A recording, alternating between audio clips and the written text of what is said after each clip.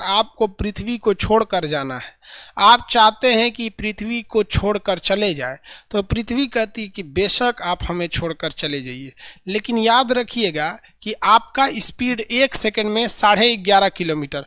आप चलिए हम आप पे मेहरबानी कर देते 11 लिखते हैं, यानी आपकी स्पीड कितनी होनी चाहिए 1 सेकंड में 11 किलोमीटर। यानी ऐसे फेंक रहे हैं ना, 1 सेकंड में कितना चला जाना चाहिए 11 किलोमीटर, तभी आप जा सकते हैं इसको छोड़ के, अदरवाइज में आप नहीं जा सकते। समझ में आ रहा है कि नहीं आ रहा है? सोचिए कितना खतरनाक है पृथ्वी को छोड़कर जाना।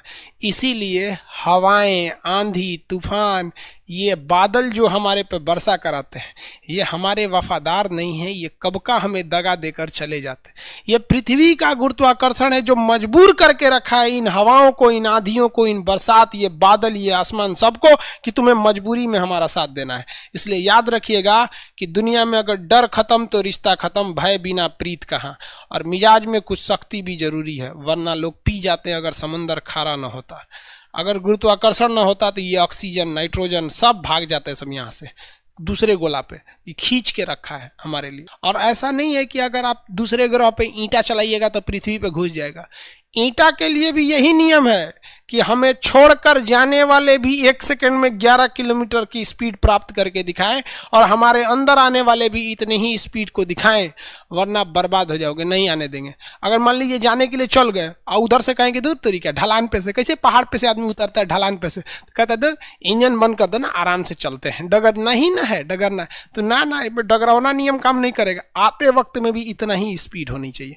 तो ये स्पीड को देने के लिए 2 चीजें आती हैं। पलायन वेग को देने के लिए इंजन में आता है, एक आता है जिसे कहते हैं क्रायोनिक इंजन। ये क्रायोनिक इंजन जो होता है ये बहुत ही माइनस टेम्परेचर पे, -200 डिग्री सेल्सियस पर काम करता है क्रायोनिक इंजन। ये क्रायोनिक इंजन कहाँ लगाए जाते हैं? तो रॉकेट्स में लगाए जाते हैं। रॉकेट उसे कहते हैं जो वो वापस लौट कर नहीं आता है, सैटेलाइट को छोड़ देता है। और एक होता है शटल। शटल जो होता है स्पेस शटल, ये लौट कर आता है। लेकिन लौट कर आने के लिए इन दोनों में कौन से इंजन लगाए जाते हैं? Cryonic engine. Cryonic engine -250 degree Celsius पर काम करता है, इतना तगड़ा होता है क्रायोनिक इंजन। ससुरा कल्पना कीजिए कि आपके गांव से कोई दूसरा शहर है 11 किलोमीटर। ऑनलाइन वालों को तो पता नहीं चलता रहता कहाँ कहाँ है। बात समझिए। आप सोच सकते हैं कि आपसे 11 किलोमीटर दूरी पर कौन सा शहर है, और सोचिए आपकी गाड़ी की स्पीड इतनी होनी चाहिए कि 1 सेकंड में वहां पहुंच जाए। कितनी भयानक स्पीड होनी चाहिए पृथ्वी को छोड़ने के लिए पलायन वेग। पलायन वेग समझ में आ रहा है कि नहीं आ रहा है? 11.2 किलोमीटर प्रति सेकंड रहना चाहिए, और आने के लिए भी इतना। इसमें सबसे बड़ी बाधा क्या आती है पता है आपको? सबसे बड़ी बाधा आती है हवाओं का घर्षण। आप ट्रेन में या मोटरसाइकिल में या बहुत तेज गति से चलने वाली वाहन में आप केवल अपना मुंडिया बाहर निकालिएगा, इतना तेज हवाओं का रगड़ आएगा, इतना तेज आएगा कि आपका मुड़िया ससुरा लगेगा उधिया जाएगा। इसीलिए जब कोई चीज 1 सेकंड में 11 किलोमीटर जाती है, तापमान इसका हो जाता है 3000 डिग्री सेल्सियस। इसलिए इसको बचना जरूरी होता है।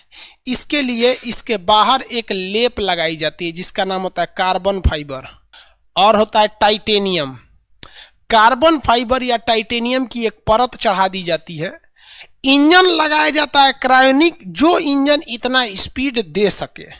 लेकिन इंजन के बाद भी उस ससुरा का टेम्परेचर हो जाता है रगड़ के कारण 3000 डिग्री सेल्सियस।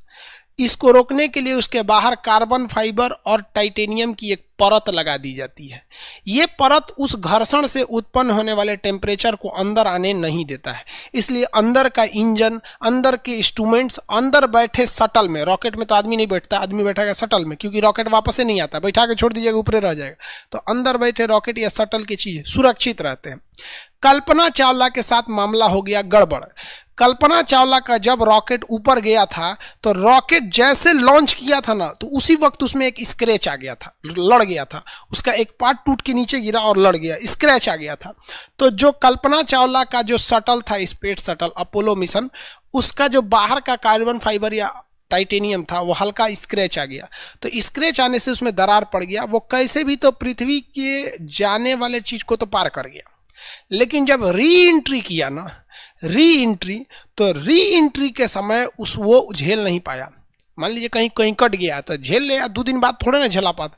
वापस आते समय वो हल्का सा एरिया कटा था, बहुत ज़्यादा नहीं, इतना एरिया कटा हुआ था, लेकिन उसी एरिया का टेम्परेचर 3000 डिग्री हो गया, बाकी सही रहा, तो वो एरिया गल गया, और गलने के बाद वहीं से क्या हो गया, ब्लास्ट कर गया, और कल्पना चावला के शरीर के चीथड़े उड़ के चले आए। यहाँ पर जाने में थोड़ी सी गलती की गई थी। 1.5 महीना लगा था इसकी जाँच करने के लिए। बाद में जब वीडियो रिकॉर्डिंग आया तब सामने आया था कि जैसे जा रहा था तो इसका एक पार्ट नीचे, मतलब होता है ना वहाँ पे स्क्रैच आते हैं। ये हो गया आपका पलायन वेग।